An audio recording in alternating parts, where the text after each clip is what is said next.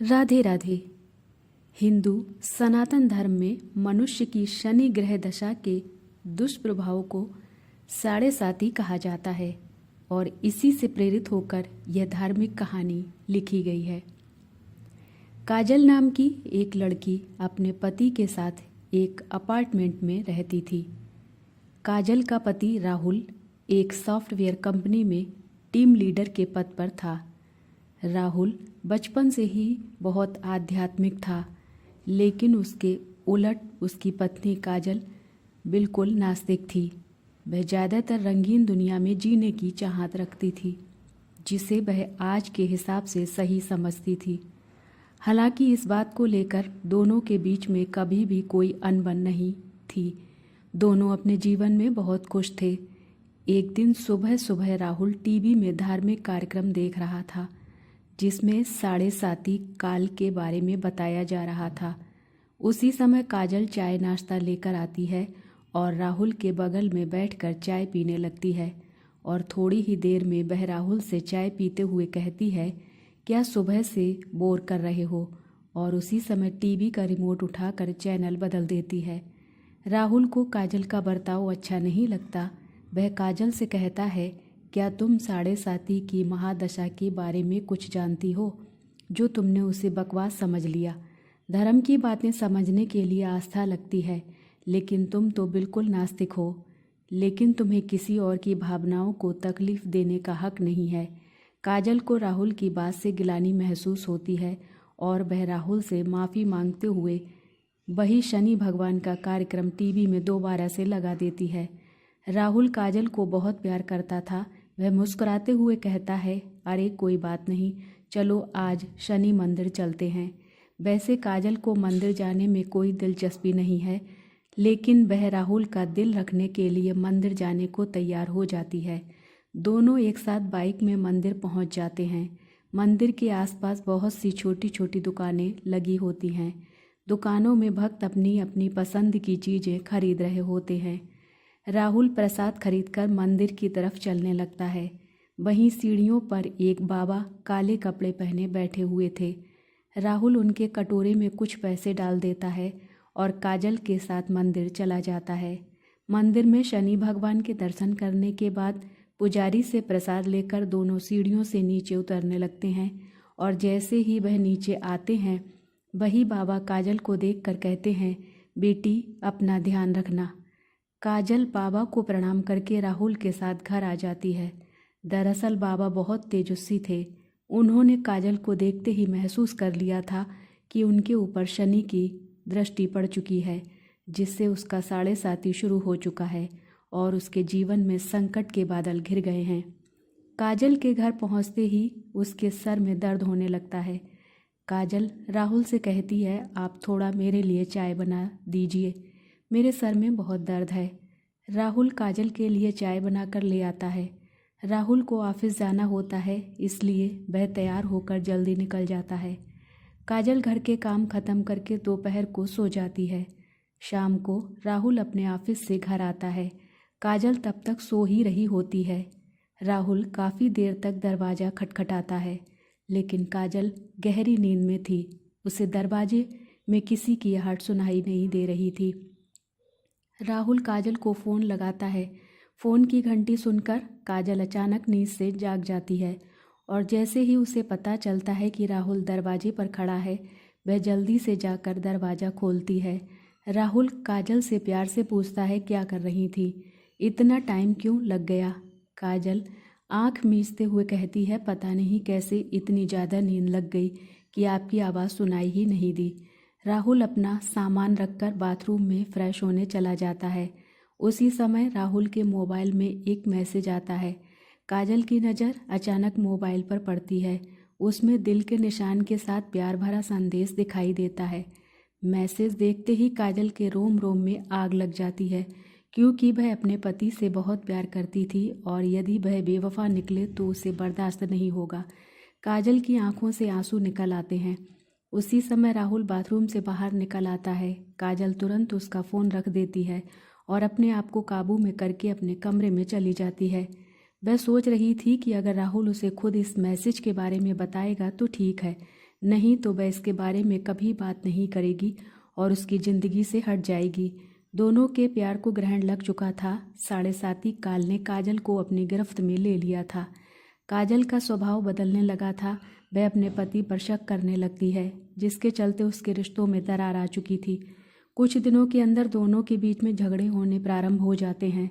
राहुल काजल को समझाने की बहुत कोशिश करता है, लेकिन काजल के दिमाग में वही मैसेज घूम रहा होता है। वह राहुल की किसी भी बात पर भरोसा नहीं कर पा रही थी। राहुल काजल को खुश करने के लिए उससे कहता है, चलो मंदिर चलते हैं और वहीं से बाजार घूमने चलेंगे।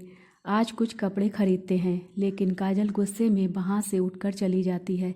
राहुल अकेले ही मंदिर चल देता है। राहुल को दोबारा वही बाबा मंदिर की सीढ़ियों में फिर से दिखाई देते हैं।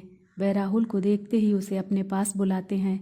राहुल हाथ जोड़कर बाबा के सामने जाकर खड़ा हो जाता है। बाबा कहते हैं, बेटे, तुम्हारे जीवन में संकट दिखाई दे रहा है, क्या तुम ठीक हो? राहुल कई दिनों से काजल से परेशान था। वह बाबा के सामने बैठकर अपनी समस्या बताने लगता है। हालांकि बाबा काजल के 7:30 योग के बारे में पहले से परिचित थे, इसलिए वह राहुल को काजल के ऊपर आए हुए संकट के बारे में बता देते हैं और कष्ट से मुक्ति के लिए उपाय बताते हुए कहते हैं कि तुम्हारी पत्नी को शनि भगवान की विशेष पूजा करनी होगी, जिसके बाद वह सामान्य स्थिति में आ जाएगी। राहुल भगवान का दर्शन करने के बाद घर पहुंचते ही काजल से कहता है, आज मंदिर में वही बाबा जी मिले थे। उन्होंने बताया कि तुम्हारा 7:30 योग चल रहा है, इसलिए तुम्हारे जीवन में चिंता बनी रहती है। तुम शनि भगवान की पूजा करो, उससे सब ठीक हो जाएगा। काजल अचानक राहुल से कहती है कि मेरी समस्या की वजह तो तुम हो। राहुल पूछता है कैसे, लेकिन काजल बात को यहाँ वहाँ घुमा देती है। राहुल काजल को इस बार जोर देते हुए कहता है कि हर शनिवार को तुम शनि भगवान की पूजा शुरू कर दो। लेकिन काजल राहुल को मना कर देती है और गुस्से में कहती है, तुम मुझे किसी काम के लिए मजबूर मत करो, मैं इन सब बातों पर विश्वास नहीं करती। राहुल को समझ में नहीं आ रहा था कि वह अपनी पत्नी को शनि के प्रकोप से कैसे बचाए।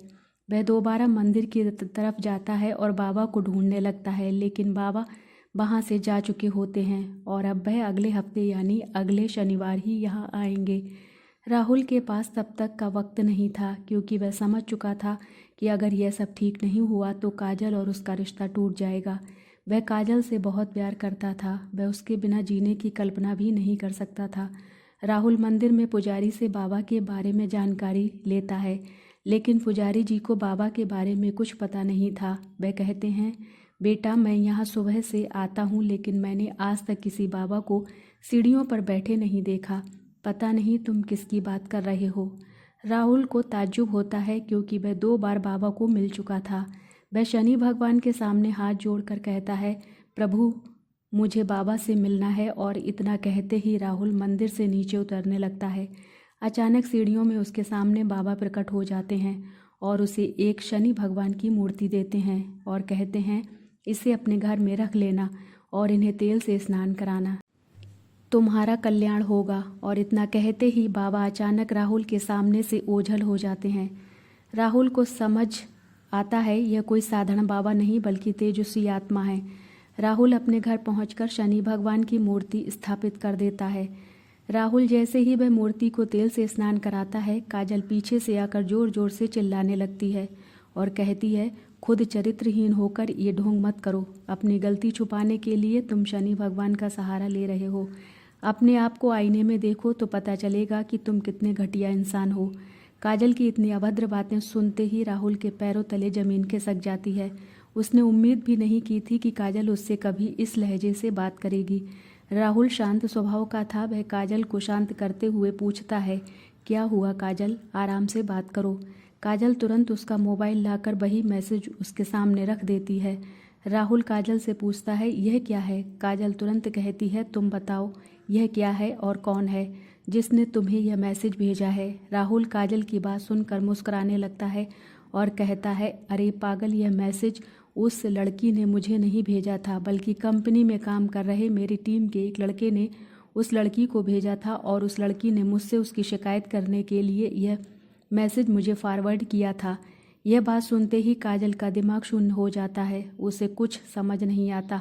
वह जमीन पर बेसुध होकर बैठ जाती है। राहुल उसके बगल में बैठकर उसका हाथ पकड़कर पूछता है, क्या तुम इतने दिनों से इस मैसेज की वजह से मुझसे झगड़ा कर रही थी?